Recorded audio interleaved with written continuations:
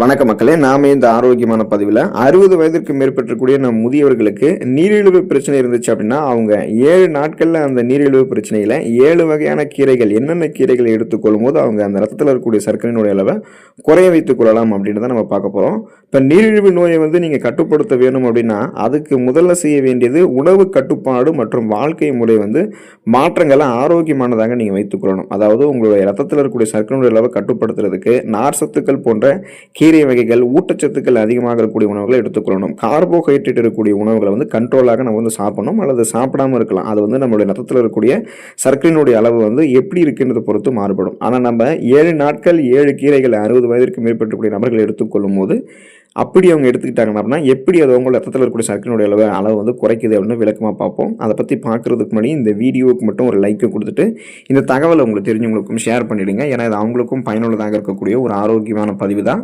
இது போன்ற அப்டேட்ஸ்களை நீங்கள் தொடர்ந்து பார்க்குறதுக்கு நம்மளுடைய ஹெல்த் நியூஸ் தமிழ் சேனலில் மறக்காமல் சப்ஸ்கிரைப் பண்ணி வச்சுக்கோங்க. பக்கத்தில் இருக்கக்கூடிய பெல் பட்டனையும் கிளிக் பண்ணி ஆல் அப்படின்ற ஆப்ஷனையும் செட் பண்ணி வச்சுக்கிட்டீங்க அப்படின்னா நாங்கள் போடக்கூடிய எல்லா அப்டேட்ஸும் உங்களுக்கு நோட்டிஃபிகேஷன் அடிக்கடி சேரும். சரிவாங்க மக்களை, இப்போ வீடியோக்குள்ளே போயிடலாம். இப்போ 7 நாள் 7 கீரைகளில் முதல் நாள் நீங்கள் முருங்கைக்கீரையை சாப்பிடலாம். முதல் நாள் நமக்கு மிக எளிதாக கிடைக்கக்கூடிய முருங்கைக்கீரை எடுத்துக்கொள்ளலாம்.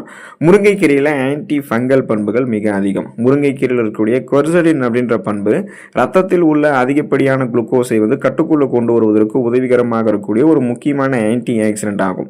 அதோடு முருங்கைக்கீரையில் குளோரோஜெனிக் அமிலம் அதிகமாக இருக்கு. இது இன்சுலினுடைய உற்பத்தியை உங்களுக்கு அதிகரிக்கவும் ரத்தத்தில் இருக்கக்கூடிய சர்க்கரையினுடைய அளவை கட்டுப்படுத்துறதுக்கும் உங்களுக்கு உதவிகரமாக இருக்கு. அதனால முருங்கைக்கீரையை சமைத்து நீங்கள் முதல் நாள் எடுத்துக்கிட்டீங்கன்னா பிளட்ல சுகரோட அளவு உங்களுக்கு கண்ட்ரோல் ஆகிடும். நாளடைவில் அந்த சுகர் ப்ராப்ளத்திலிருந்து நீங்கள் விடுபட்டுட்டே வந்துடுவீங்க. தென் பார்த்தீங்கன்னா அகத்திக்கீரை நீங்கள் எடுத்துக்கலாம். 2வது நாள் அகத்திக்கீரையை சாப்பிடணும். அகத்திக்கீரை நம்முடைய உடலில் பித்தத்தினுடைய அளவை சமன்படுத்த உதவக்கூடியும் அதோடு பார்த்தீங்கன்னா நம்முடைய ஜீரண மண்டலத்தையுமே பலப்படுத்தி உணவுகள் எளிதாக ஜீரணமாகுவதற்கும் உதவி செய்யுது. வாரத்திற்கு ஒரு முறையாவது நீங்கள் அகத்திக்கீரையை சாப்பிட்டு வந்தீங்க அப்படின்னா உடல் உஷ்ணம் உங்களுக்கு குறைந்து நீரிழிவால் ஏற்படக்கூடிய கண் சம்பந்தப்பட்ட பிரச்சனைகள் மற்றும் கண் சூடு ஆகியவை குறைந்து கண்கள் குளிர்ச்சி பெறும். ஏன்னா நீங்கள் கவனிச்சிருக்கலாம், 60 வயதுக்கு அப்புறம் உங்களுக்கு நீரிழிவு பிரச்சனை ஏற்படுதுன்னா பார்வை மங்கக்கூடிய கண் பார்வை திறன் உங்களுக்கு குறைய ஆரம்பிக்கும். ஸோ கண் பார்வையை கூட ஒரு சில டைமில் தெரியாமல் போகலாம். அப்படி கூட உங்களுக்கு ப்ராப்ளம் ஏற்படும். அதனால் நீரிழிவு பிரச்சனை கண்களையுமே பாதிக்கும். அப்படின்றதால அதை நம்ம நீக்கிக்கிறதுக்கு அகத்திக்கீரையை எடுத்துக்கொள்ளணும். பொதுவாக நீரிழிவு பிரச்சனை உள்ளவர்களுக்கு பல் மற்றும் எலும்பு சம்பந்தப்பட்ட பிரச்சனைகளும் அடிக்கடி உண்டாகும். ஸோ இதையுமே நீங்கள் அகத்திக்கீரையில் இருக்கக்கூடிய அந்த சுண்ணாம்பு சத்தின் மூலமாக உங்களால் கட்டுக்குள்ளே கொண்டு வர முடியும். அதனால் நீங்கள் வாரத்தில் ஒரு நாள் அகத்திக்கீரையை உணவுகளை சேர்த்துக்கொள்வதை கட்டாயமாக வச்சுக்கோங்க. அப்படி பண்ணீங்கன்னா உங்களுடைய ரத்தத்தில் இருக்கக்கூடிய சர்க்கரையினுடைய அளவையுமே நீங்கள் கண்ட்ரோல் பண்ணிக்கலாம். நீரிழிவால் ஏற்படக்கூடிய பக்க விளைவுகளையுமே வராமல் தடுத்து நலமோடு இருக்கலாம். கரிசலாங்கண்ணி கீரையை நீங்கள் 3வது நாள் உங்களுடைய உணவுகளை சேர்த்துக்கலாம். பொதுவாக நாம் கரிசலாங்கண்ணி கீரையை அதிகமாக உணவுகளில் சேர்த்துக்கொள்வது கிடையாது. அதனுடைய மகத்துவம் தெரிந்தால் நீங்கள் வியந்து போவீங்க அப்படின்றதான் உண்மை. எனக்கு இந்த கரிசலாங்கண்ணிக்கு முன்னாடி பார்த்தீங்கன்னா கரிசாலை, பிரிங்கராஜ், தேகரோஜம் அப்படின்னு நிறைய பெயர்கள் இருக்கு.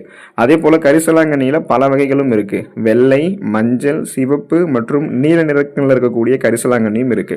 ஆனால் பொதுவாக நமக்கு அதிகமாக கிடைக்கிறது வெள்ளை கரிசலாங்கண்ணியும் மஞ்சள் கரிசலாங்கண்ணியும் தான். ஸோ அதெல்லாம் ஒரு பக்கம் இருந்தாலும் நீரிழிவு பிரச்சனை இருக்கிறவங்க கரிசலாங்கண்ணி கீரையை கடையலாக எடுத்துக்கலாம், பொரியலாக எடுத்துக்கலாம், துவையலாக எடுத்துக்கலாம். எப்படியாவது ஒரு வடிவத்தில் உங்களுடைய உணவுகளை சமைத்து நீங்கள் சேர்த்துக்கொள்வது மிகவும் நல்லது.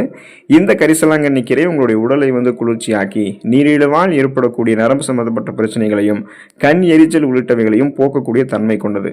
இப்போ இந்த கரிசலாங்கண்ணி கீரை நீரிழிவு நோயாளிகளுக்கு இருக்கக்கூடிய மிக முக்கியமான பிரச்சனையான அடிக்கடி சிறுநீர் வெளியேறுவது, சிறுநீர் கடுப்பு ஏற்படுவது ஆகியவற்றை கட்டுப்படுத்தும். ஏன்னா சுகர் ப்ராப்ளம் இருக்கிறவங்க பார்த்தோம்னா அடிக்கடி சிறுநீர் கழிக்கூடிய அந்த உணர்வு, அந்த ஃபீல் அவங்களுக்கு இருந்துகிட்டே இருக்கும். ஸோ அதையுமே கண்ட்ரோல் பண்றதுக்கு இந்த கரிசலாங்கண்ணி கீரை உங்களுக்கு உதவிகரமாக இருக்கும். பருப்பு கீரை வாரத்தில் 4வது நாள் நீரிழிவு நோயாளிகள், அதுவும் 60 வயதிற்கு மேற்பட்டக்கூடிய நீரிழிவு நோயாளிகள் தவறாமல் எடுத்துக்கொள்ளலாம். இப்போ பருப்பு கீரையில் பார்த்தீங்கன்னா ஏராளமான ஊட்டச்சத்துக்கள் நிறைந்து காணப்படுது. குறிப்பாக பார்த்தீங்கன்னா புரதச்சத்து, கொழுப்புச்சத்து, தாதுக்கள், நார் சத்துக்கள், கார்போஹைட்ரேட், கால்சியம், பாஸ்பரஸ், இரும்பு சத்து ஆகிய ஊட்டச்சத்துக்கள் எல்லாமே இருக்கு. இப்போ இந்த பருப்பு கீரையை அடிக்கடி உணவுகளை சேர்த்துக் கொள்ளும் போது உடல் உஷ்ணம் குறைந்து நீரிழிவு நோயாளிகளுக்கு ஏற்படக்கூடிய சருமம் சார்ந்த பிரச்சனைகளுமே அவங்களுக்கு கண்ட்ரோலில் வர ஆரம்பிக்கும். அதோட எலும்புகள் வலுவடையும், மலச்சிக்கல் ஏற்படாமல் தடுக்கப்படும். இப்போ இந்த பருப்பு கீரையை வாரத்தில் ஒரு நாள் நம்முடைய உணவுகளை சேர்த்துக் கொள்ளும் போது நீரிழிவு நோயால் ஏற்படக்கூடிய பக்க விளைவுகளும் குறையும். ரத்தத்தில் இருக்கக்கூடிய சர்க்கரை நோய்களுமே கண்ட்ரோலில் வருவதை நீங்களே உங்களுக்கு உணர முடியும். இப்போ பருப்பு கீரையை அந்த வாரத்தில் ஒரு தடவை நீங்கள் சாப்பிட்டுட்டு திரும்ப உங்களுடைய பிளட்ல சுகருடைய அளவு எந்த அளவுக்கு இருக்குன்னு செக் பண்ணீங்கன்னா உங்களுக்கே தெரியும். குறைஞ்சிருக்கு அப்படின்றத நீங்களே உணர்வீங்க. கண்டங்கத்திரை கீரை வந்து நீங்கள் எடுத்துக்கொள்ளலாம். ஏராளமான மருத்துவ பயன்கள் கொண்டிருக்கக்கூடிய கண்டங்கத்திரை கீரை 60 வயதிற்கு மேற்பட்டிருக்கக்கூடிய அந்த நீரிழிவு பிரச்சனையில் இருக்கக்கூடியவங்க 5ஆம் நாள் உணவுகள் வந்து சேர்த்துக்கொள்ளலாம். பொதுவாக சளி தொல்லை அதிகமாக இருப்பதாக இருந்துச்சு அப்படின்னா சளி தொல்லை வந்து அதிகமாக இருப்பதற்காக எடுத்துக்கொண்டாலுமே இந்த கண்டங்கத்திரை கீரை வந்து உங்களுடைய நோய் எதிர்ப்பு மண்டலத்தை பலப்படுத்தக்கூடிய தன்மை கொண்டிருக்கிறதால இது நீரிழிவு பிரச்சனை உள்ளவர்களுக்குமே வாரத்தில் ஒரு நாள் இதை உணவுகளை சேர்த்துக்கொள்ள வேண்டியது மிகவும் அவசியம் அப்படின்றது தான் உணவு நிபுணர்களும் மருத்துவ நிபுணர்களும் தங்களுடைய ஆராய்ச்சிகளினுடைய இறுதியில் தெரிவிக்கிறாங்க.